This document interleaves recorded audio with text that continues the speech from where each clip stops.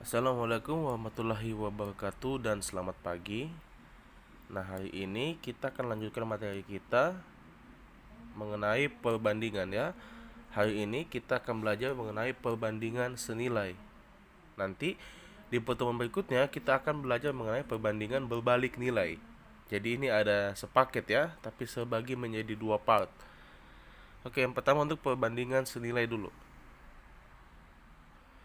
Nah, perbandingan senilai itu adalah perbandingan di mana jika nilai salah satu objek naik, maka nilai objek yang lain juga ikut naik. Sebaliknya, jika nilai satu objek turun, maka nilai objek yang lainnya juga ikut turun. Nah, apa maksudnya? Artinya nanti akan ada dua hal atau dua objek yang dibandingkan. Jadi dia kalau satu nilainya itu naik, maka nilai yang satu juga naik ya. Begitu juga kalau dia turun, sama-sama turun atau sama-sama naik.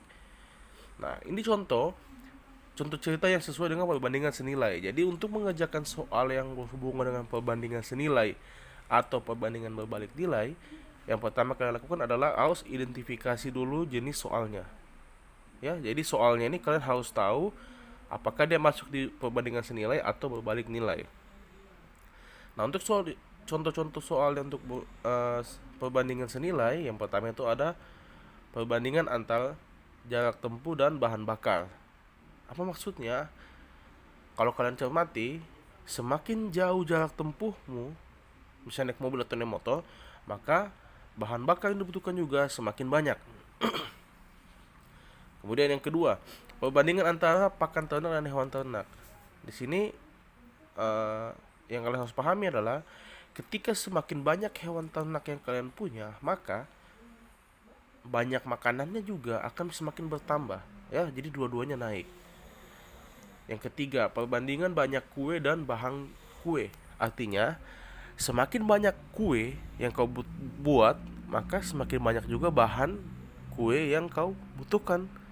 Atau sebaliknya, semakin sedikit kuenya, maka bahan kuenya juga semakin sedikit. Ya, sama-sama turun atau sama-sama naik. Dan yang keempat adalah perbandingan banyak pekerjaan dan lama bekerja. Ya tentu saja semakin banyak pekerjaan yang kau punya, maka waktu untuk menyelesaikan juga semakin lama. Ya, jadi semakin bertambah. Dan masih banyak lagi contoh-contoh lain. Nanti sisanya tinggal kalian identifikasi di soal. Apakah ini termasuk perbandingan senilai atau berbalik nilai?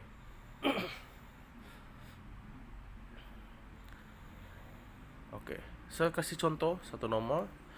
Nomor satu, Andi mengendarai sepeda motornya untuk menempuh jarak 15 km.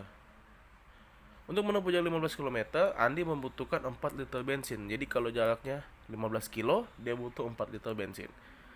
Jika jarak kota A dan kota B adalah 18 km, berapa liter bensin yang minimal dibutuhkan Andi untuk sampai dari A ke B ya? Nah, dari sini kita identifikasi soalnya bahwa oh kan jaraknya bertambah dari 15 kilo ke 18 kilo.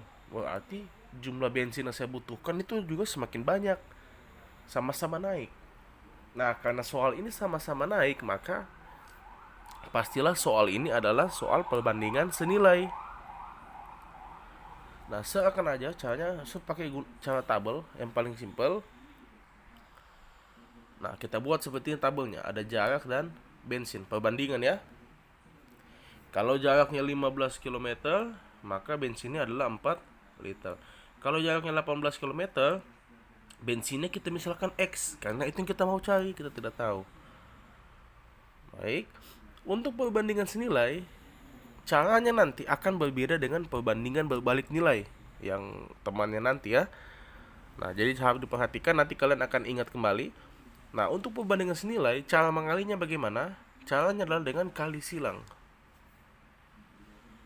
Ya, 15 dikalikan dengan X, 18 dikalikan dengan 4, kita kali silang. Nah, itu khusus untuk perbandingan senilai. Nanti perbandingan berbalik nilai caranya lagi berbeda ya. Kali ini kita belajar yang senilai dulu. Jadi harus kali silang. Nah, 15 dikali X sama dengan 18 dikali 4. Berarti 15X sama dengan 72. Sehingga dapat nanti kalian tinggal bahagi ya.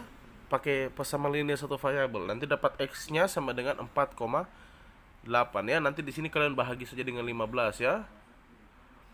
seperti persalinnya satu variabel. Nah, jadi bensin yang dibutuhkan Andi itu adalah 4,8 liter.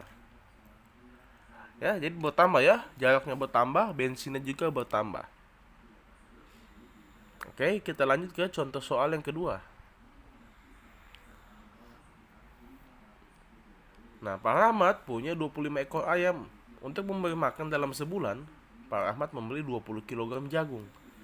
Jika bulan berikutnya Pak Rahmat membeli lagi 10 ekor ayam, maka berapa kilogram jagung yang harus dibeli Pak Rahmat?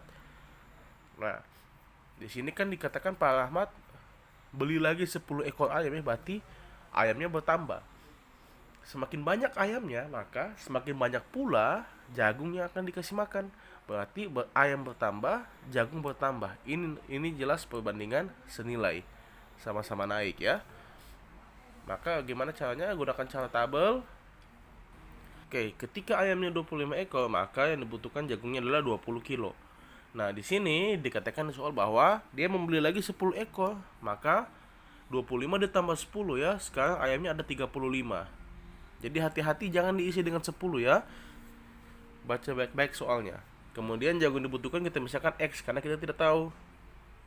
Nah, karena ini perbandingan senilai, maka caranya sama seperti yang tadi, kita akan kali silang. Oke, kita akan kali silang. Maka 25 dikali dengan X sama dengan 35 dikali 20. Oke, hasilnya kemudian 25X sama dengan 700. Kemudian untuk dapatkan X, sisa kalian bahagi 25 semua ya. Maka nanti X-nya sama dengan 28. Jadi, Pak Rahmat harus membeli 28 kg jagung di bulan berikutnya. Oke, jadi kalau misalnya ayamnya berkurang, pasti juga jumlah makanannya berkurang ya, tergantung soalnya. Jadi kalian harus pahami dulu apakah soal ini perbandingan senilai atau berbalik nilai. Ya, nanti pertemuan berikutnya saya akan bahas mengenai perbandingan berbalik nilai sekaligus contoh. Nanti contohnya saya gabung supaya kita bisa belajar bahwa bagaimana caranya membedakan soal ini apakah ada perbandingan senilai atau perbandingan berbalik nilai. Nah, untuk kalian lebih memahaminya, silakan kerjakan soal latihan yang sudah saya siapkan. Ada 2 nomor, ditulis soalnya di buku dan dijawab. Nanti silakan langsung mengumpulkannya di e-learning masing-masing. Nah, untuk cara menyelesaikannya, bisa saja kalian akan menemukan cara yang lain. Kalau kalian buka di internet atau di buku, kalian punya dapat cara yang lain, bukan pakai cara tabel misalnya.